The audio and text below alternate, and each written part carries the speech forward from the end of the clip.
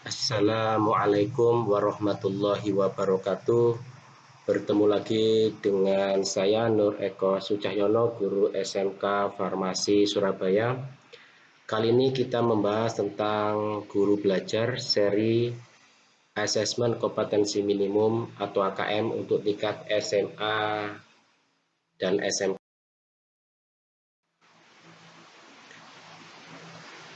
Ada 3 tahapan guru belajar seri AKM. Yang pertama orientasi, yang kedua BIMTEK, yang ketiga pengimbasan.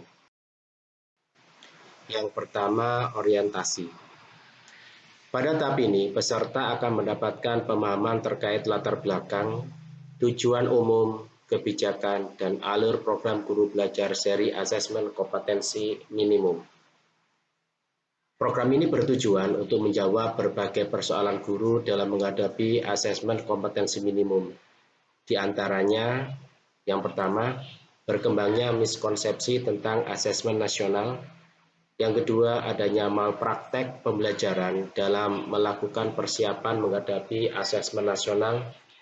Yang ketiga, guru belum mengetahui cara membaca hasil asesmen nasional. Yang keempat, guru belum memahami bagaimana menindaklanjuti hasil asesmen nasional. Apa pentingnya asesmen nasional? Asesmen nasional perlu dilakukan untuk meningkatkan mutu pendidikan. Pertanyaannya, mutu pendidikan seperti apa yang diharapkan? Apakah mutu pendidikan dapat dilihat dari hasil ujian nasional saja seperti yang selama ini terjadi? Peningkatan mutu sistem pendidikan tidak hanya berorientasi pada pencapaian siswa dalam menguasai materi pelajaran dan nilai ujian akhir, apapun sebutannya. Keberhasilan sistem pendidikan lebih difokuskan pada pencapaian kompetensi siswa yang meliputi pengetahuan, keterampilan, dan sikap. Terlebih pada era transformasi pendidikan abad ke-21, di mana arus perubahan menuntut siswa menguasai berbagai kecakapan hidup yang esensial untuk menghadapi berbagai tantangan abad ke-21, di mana siswa memiliki kecakapan belajar dan berinovasi, kecakapan menggunakan teknologi informasi, kecakapan hidup untuk bekerja dan berkontribusi dalam masyarakat. Latar belakang dan kebijakan asesmen nasional. Hasil PISA membuktikan kemampuan belajar siswa pada pendidikan dasar dan menengah kurang memadai. Pada tahun 2018, sekitar 70% siswa memiliki kompetensi literasi membaca di bawah minimum, sama halnya dengan keterampilan matematika dan sains. 71% siswa berada di bawah kompetensi minimum untuk matematika, dan 60% siswa di bawah kompetensi minimum untuk keterampilan sains. Skor PISA Indonesia stagnan dalam 10-15 tahun terakhir. Kondisi ini menyebabkan Indonesia menjadi salah satu negara yang konsisten dengan peringkat hasil PISA yang terendah. Bagaimana pendapat Anda? Menanggapi kondisi tersebut, reformasi asesmen diperlukan guna mendorong peningkatan kualitas pembelajaran. Pemetaan mutu pendidikan secara menyeluruh dibutuhkan. Untuk itu, pada tahun 2021 mendatang, Asesmen Nasional atau AN akan resmi diterapkan oleh Kementerian Pendidikan dan Kebudayaan, dan ujian nasional atau UN sudah tidak lagi diberlakukan. Kebijakan ini ditetapkan berdasarkan hasil koordinasi Kementerian Pendidikan dan Kebudayaan dengan sejumlah dinas dan lembaga terkait. Dalam hal ini, asesmen nasional diterapkan untuk mengevaluasi kinerja dan mutu sistem pendidikan. Nantinya, hasil asesmen nasional tidak memiliki konsekuensi apapun pada pencapaian proses belajar siswa, namun memberikan umpan balik untuk tindak lanjut pembelajaran dan siswa. Kecakapan hidup abad 21 dan profil karakter pelajar Pancasila. Pertanyaannya, bagaimana cara mengukur kompetensi tersebut? Ya, menggunakan asesmen nasional. Asesmen nasional diberlakukan sebagai alat ukur untuk mengetahui ketercapaian kompetensi yang harus dikuasai siswa. Asesmen nasional tidak hanya memotret hasil belajar kognitif siswa, sebagaimana yang terjadi dalam ujian nasional, namun juga memotret hasil belajar sosial emosional, termasuk jalannya sikap, nilai, keyakinan, serta perilaku yang dapat memprediksi tindakan dan kinerja siswa di berbagai konteks yang relevan. Selain tuntutan kecakapan abad 21, profil pelajar Pancasila juga menjadi rujukan pencapaian karakter bagi seluruh siswa di Indonesia. Bahkan profil pelajar Pancasila ini sudah merangkum serangkaian kecakapan hidup abad 21. Karakter pelajar Pancasila yang ingin dicapai oleh siswa yaitu yang pertama, beriman dan bertakwa kepada Tuhan Yang Maha Esa serta berakhlak mulia. Yang kedua, berkebinekaan global. Yang ketiga, mandiri. Yang keempat, bernalar kristis. Yang kelima, kreatif. Dan keenam, royong. Penting bagi guru dan siswa untuk mengadopsi proses pembelajaran yang berfokus pada pengembangan kompetensi. Pencapaian kompetensi siswa dapat diukur dari pemahaman konsep dan keterampilan menerapkan konsep dalam berbagai konteks. Dengan demikian, siswa tidak hanya menguasai konten semata, tetapi lebih menguasai pemahaman secara mendalam terhadap konsep yang dapat diterapkan di berbagai konteks kehidupan. Hal ini yang diharapkan sebagai peningkatan hasil pembelajaran siswa. Pencapaian kompetensi siswa secara holistik inilah yang ingin dievaluasi melalui asesmen nasional. Keterkaitan asesmen nasional dengan kecakapan abad 21 dan profil pelajar Pancasila. Bagaimana keterkaitan asesmen nasional dengan kecakapan abad 21 dan profil pelajar Pancasila? Perhatikan penjelasan pada materi yang telah disediakan berikut ini.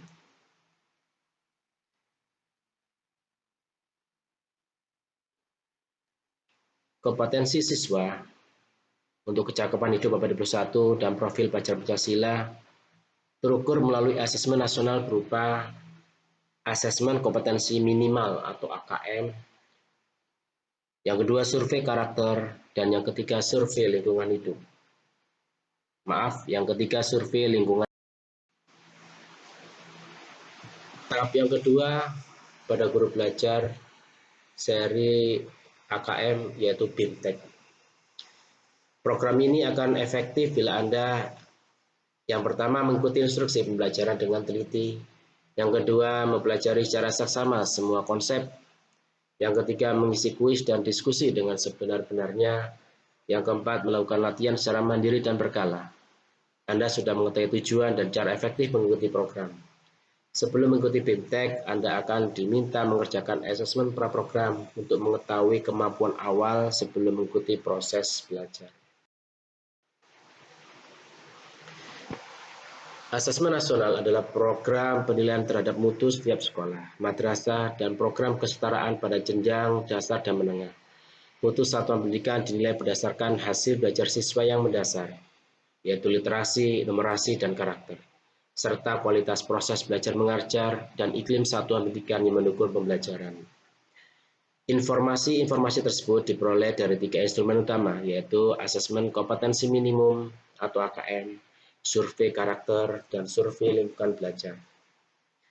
Yang pertama, asesmen kompetensi minimum atau AKM, yang mengukur kompetensi mendasar literasi membaca dan numerasi siswa.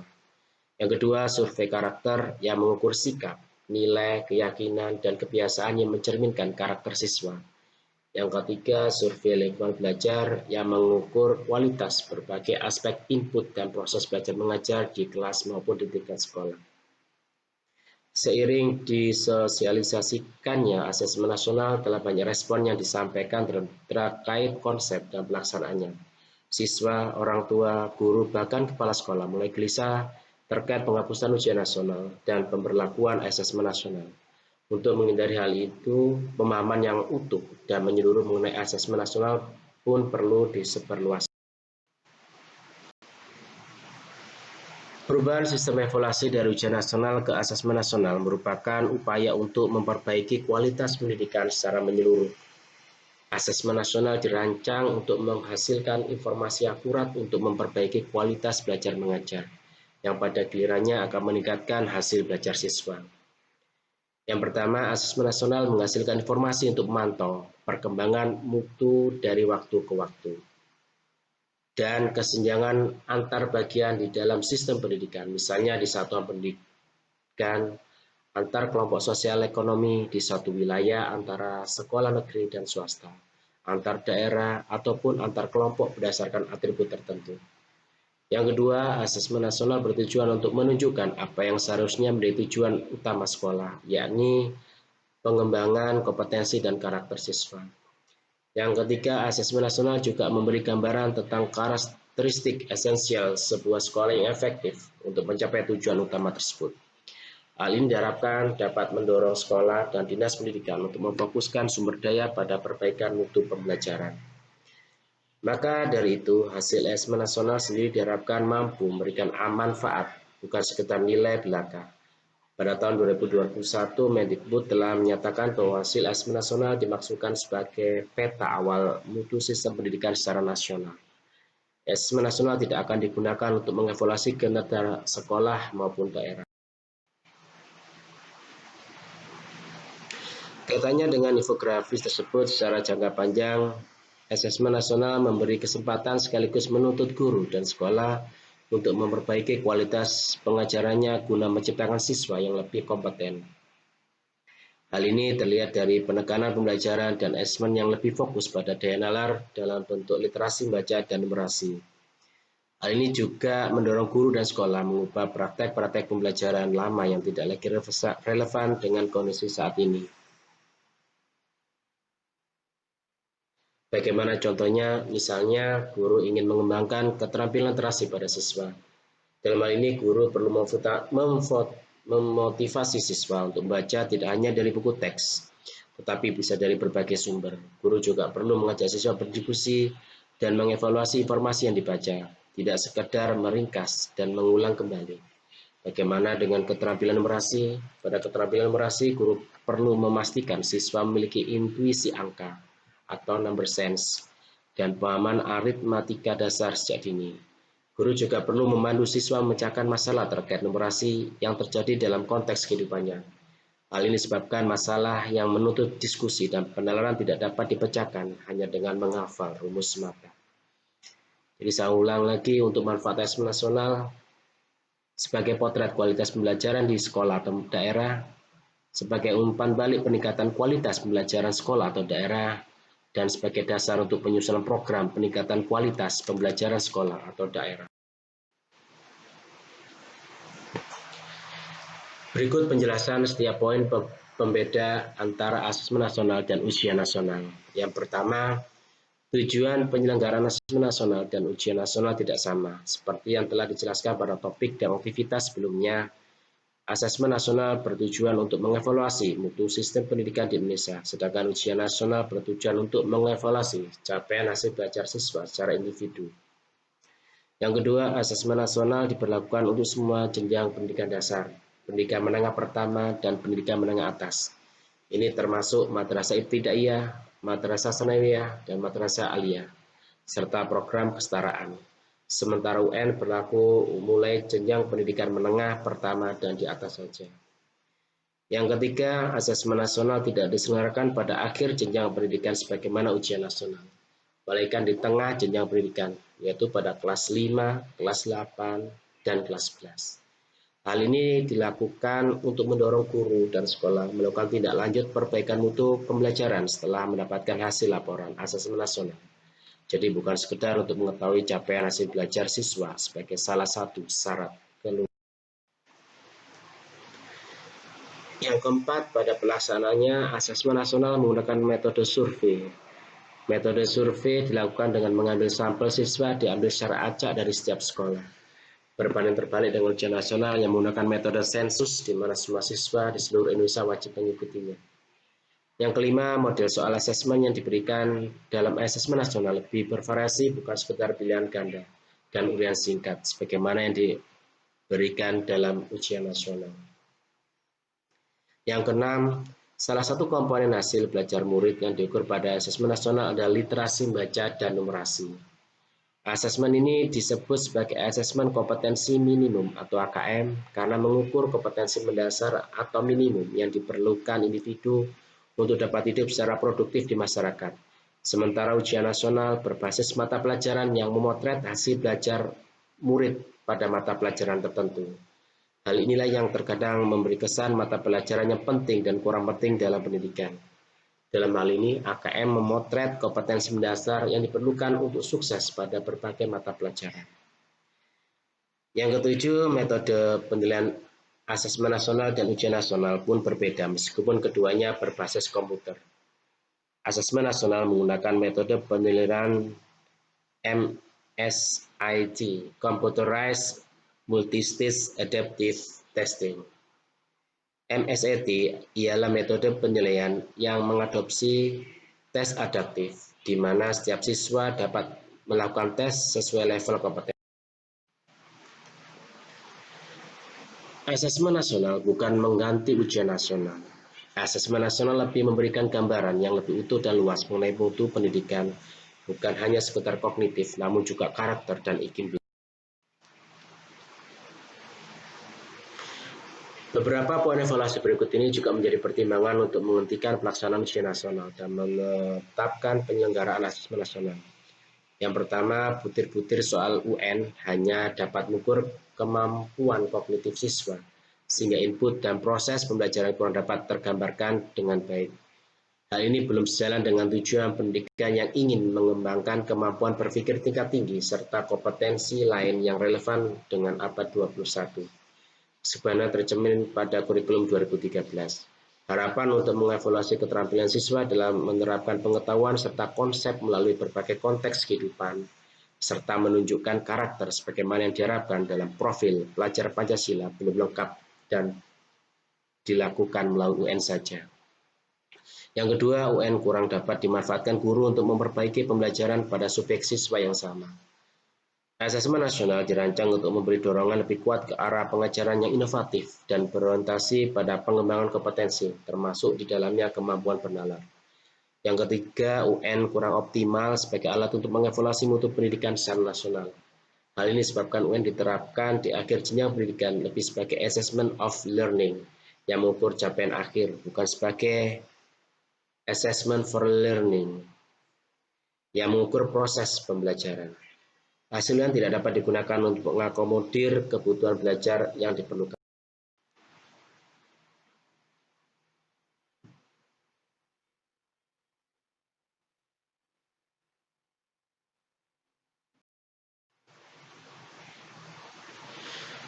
Mengapa asesmen nasional hanya diikuti oleh sebagian siswa? Hal ini terkait dengan tujuan dan fungsi asesmen nasional. Asesmen nasional tidak digunakan untuk menentukan kelulusan, menilai prestasi siswa sebagai seorang individu. Evaluasi hasil belajar setiap individu siswa menjadi kewenangan pendidik. Pemerintah melalui asesmen nasional melakukan evaluasi sistem. Asesmen nasional merupakan cara untuk memotret dan memetakan mutu sekolah dan sistem pendidikan secara keseluruhan. Karena itu, tidak semua siswa perlu menjadi peserta dalam asesmen nasional. Yang diperlukan adalah informasi dari sampel yang mewakili populasi siswa di setiap sekolah pada jenjang kelas yang menjadi target dari asesmen nasional. Mengapa yang menjadi sampel adalah siswa kelas 5, kelas 8, dan kelas 11? Hasil asesmen nasional diharapkan menjadi dasar dilakukannya perbaikan pembelajaran. Pemilihan jenjang kelas 5, kelas 8, dan kelas 11 dimaksudkan agar siswa menjadi peserta asesmen nasional dapat merasakan perbaikan pembelajaran ketika mereka masih berada di sekolah tersebut. Selain itu, asesmen nasional juga digunakan untuk memotret dampak dari proses pembelajaran di setiap satuan pendidikan. Murid kelas 5, kelas 8, dan kelas 11 telah mengalami proses pembelajaran di sekolahnya, sehingga sekolah dapat dikatakan telah berkontribusi pada hasil belajar yang diukur dalam asesmen nasional. Perlu diketahui, selain peserta didik, asesmen nasional juga akan diikuti oleh semua guru dan kepala sekolah di setiap satuan pendidikan. Informasi dari peserta didik, guru, dan kepala sekolah diharapkan memberi informasi yang lengkap tentang kualitas, proses, dan hasil belajar di setiap satuan pendidikan. Sementara asesmen kompetensi minimum untuk menilai kesetaraan berfungsi sebagai ujian kesetaraan. Bentuk soal asesmen nasional AKM terdiri dari pilihan ganda. Pilihan ganda kompleks menjodohkan isian singkat dan uraian. Yang pertama, pilihan ganda. Siswa hanya dapat memilih satu jawaban benar dalam satu soal. Yang kedua, pilihan ganda kompleks. Siswa dapat memilih lebih dari satu jawaban benar dalam satu soal. Yang ketiga, menjodohkan. Siswa menjawab dengan cara menarik garis dari satu titik ke titik lainnya yang merupakan pasangan pertanyaan dengan jawabannya. Yang keempat, isian singkat. Siswa dapat menjawab berupa bilangan, kata untuk menyebutkan nama benda, tempat, atau jawaban pasti lainnya. Yang kelima, uraian. Siswa menjawab soal berupa kalimat-kalimat untuk menjelaskan jawabannya. Murid kelas 5 akan mengerjakan 30 butir soal untuk mengukur kompetensi literasi membaca dan 30 butir soal untuk mengukur kompetensi numerasi. Sedangkan siswa kelas 8 dan kelas 11 akan mengerjakan 36 butir soal untuk mengukur kompetensi literasi membaca dan 36 butir soal untuk mengukur kompetensi numerasi. AKM dilaksanakan secara adaptif sehingga setiap siswa akan menempuh soal yang sesuai dengan tingkat kemampuan siswa itu sendiri. AKM mengukur kompetensi mendasar yang perlu dipelajari semua siswa tanpa membedakan peminatannya. Oleh karena itu, seluruh siswa akan mendapat soal yang mengukur kompetensi yang sama. Keunikan konteks beragam materi kurikulum lintas mata pelajaran dan peminatan tercermin dalam ragam stimulus soal-soal AKM. AKM disusun berdasarkan indikator-indikator kompetensi yang membentuk lintasan kompetensi hasil belajar yang bersifat kontinum.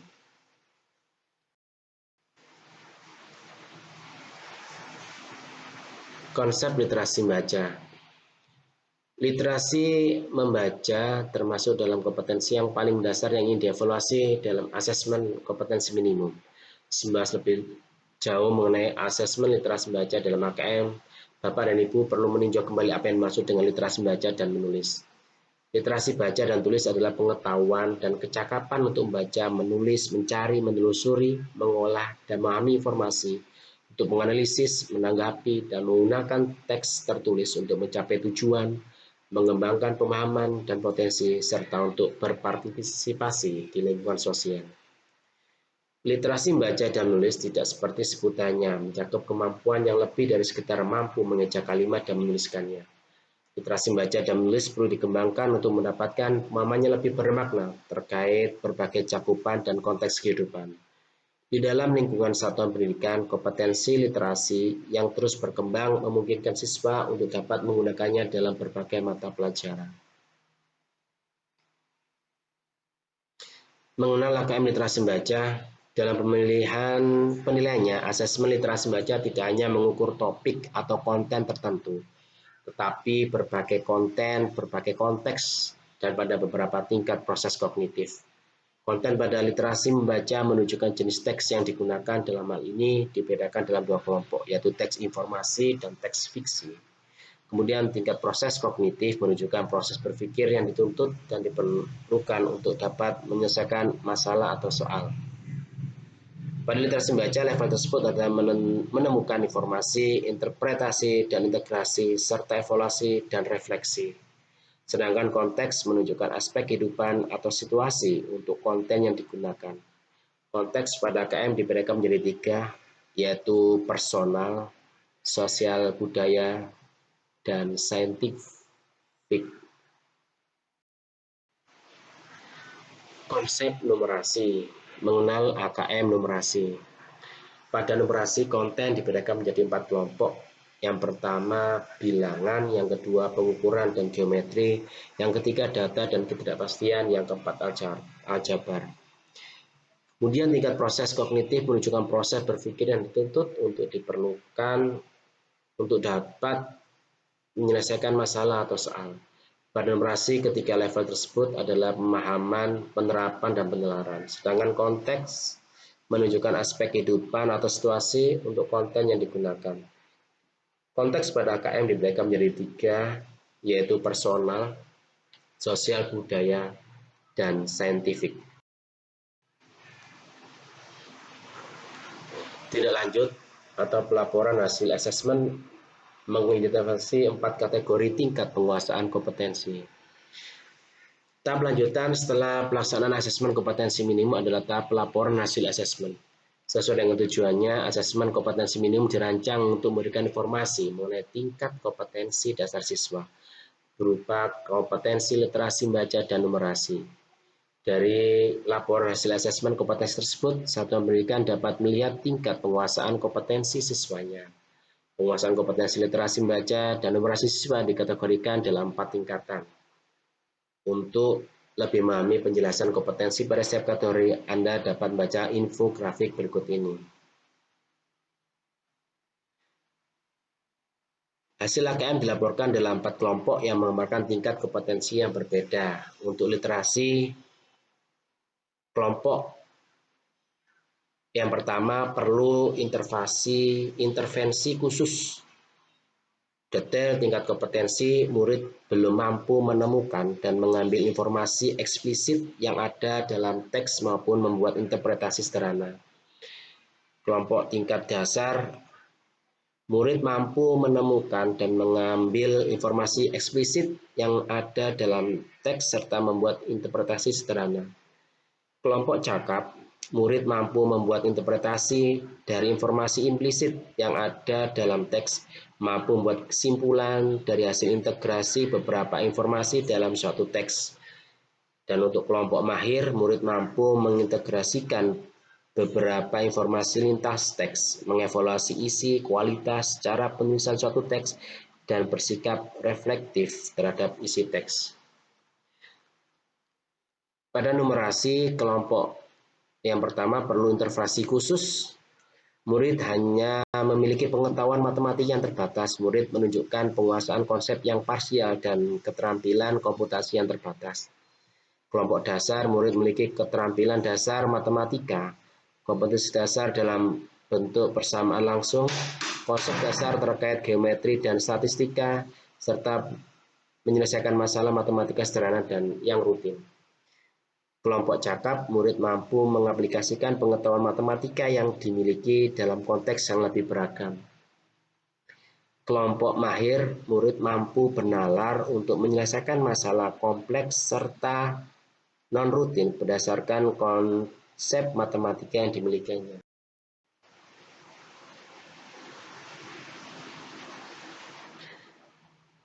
Tingkat kompetensi tersebut dapat dimanfaatkan guru sebagai berbagai mata pelajaran untuk menyusun strategi pembelajaran yang efektif dan berkualitas sesuai dengan tingkat kompetensi siswa. Dengan demikian, teaching at the right level dapat diterapkan.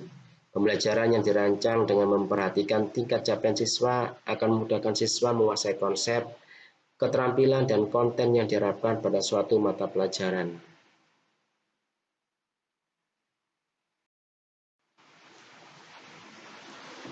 Menjelaskan perbedaan pembelajaran berbasis kompetensi dengan berbasis konten. Kompetensi diartikan sebagai kemampuan untuk melakukan sesuatu dengan baik, misalnya mampu melakukan tugas atau pekerjaan secara efektif. Kompetensi juga mencakup pengetahuan dan keterampilan yang dibutuhkan untuk menyelesaikan soal atau bahkan keterampilan yang jauh lebih besar dan lebih beragam, misalnya memimpin organisasi. Pada pembelajaran berbasis kompetensi, siswa diharapkan mampu mendemonstrasikan pengetahuan, penguasaan konsep, dan keterampilan dalam dan sebagai proses pembelajaran. Karakteristik utama dari pembelajaran berbasis kompetensi adalah fokusnya pada tingkat penguasaan. Dalam sistem pembelajaran berbasis kompetensi, siswa melakukan pembelajaran sesuai dengan tahapan penguasaan kompetensinya hingga tuntas sebelum akhirnya mampu melanjutkan pada tahap penguasaan kompetensi berikutnya. Sebagai sebuah proses, pembelajaran berbasis kompetensi ini membutuhkan waktu sehingga sedikit demi sedikit siswa menunjukkan penguasaan berbagai konsep dan keterampilan untuk memecahkan masalah, termasuk menunjukkan karakter yang ingin dicapai, bukan sekedar menguasai konten materi pembelajaran semata. Kekuatan belajar berbasis kompetensi terletak pada fleksibilitasnya karena siswa dapat bergerak dengan kecepatan belajar mereka sendiri. Ini mendukung siswa dengan latar belakang pengetahuan yang beragam, tingkat literasi yang berbeda, dan bakat terkait lainnya. Tantangan belajar berbasis kompetensi bagi guru antara lain adalah kemampuan untuk mengidentifikasi tahapan kompetensi dasar siswa, termasuk literasi dan numerasi. Namun, laporan hasil AKM dapat membantu memetakan tahap kompetensi siswa. Kompetensi diartikan sebagai kemampuan untuk melakukan sesuatu dengan baik, misalnya mampu melakukan tugas,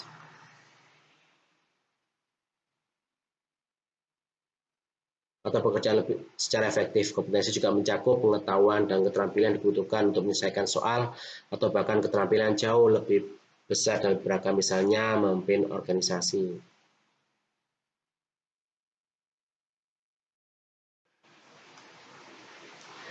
Analisis kategori penguasaan kompetensi untuk tindak lanjut pembelajaran. Tidak semua siswa akan mencapai level mahir dalam waktu yang bersamaan. Akan tetapi, setiap usaha dan proses yang dilakukan siswa untuk mencapai level lebih tinggi tentu akan menunjukkan peningkatan kinerja siswa, di mana siswa menjadi lebih fasih dan terampil. Kefasihan mengacu pada kelancaran mereka dalam melakukan pekerjaannya. Siswa menjadi lebih yakin pada kemampuannya jika siswa dapat naik ke level penguasaan lebih tinggi. Keterampilan mengacu pada kemampuan untuk beradaptasi dan bereaksi terhadap situasi baru untuk bergerak dengan cepat berdasarkan informasi baru.